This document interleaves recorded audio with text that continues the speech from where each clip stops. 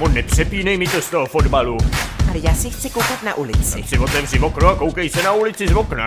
Na rozdíl od tebe celý den prosedím u pracovního stolu. S nákupem zničená přicházím domů. Žehlím, myju, vařím, peru, sleduju jen seriály bez příběhu. Vychovávám taky naši malou dceru. Má furt depky a kazí nám to atmosféru. A ty se tu v obýváku na gauči válíš. Bacha, ať se tím chlemtáním piva neunavíš. Co ty si tady budeš stěžovat? To já jsem ten, kdo musí tvrdě pracovat. A radši se podívej na naši dceru. Tráví svůj čas sledováním youtuberů. Nechte toho a radši mi kupte novej iPhone. V kapse mám 2 roky starý, tak to pardon. Každá spolužačka už má od panděry korálek. Já dostanu maximálně pro panenky kočárek. Tobě se nelíbil? Mami, je mi 16, co myslíš? A co ty, synu? Synový korálky nezájem. Předražený iPhone nezájem.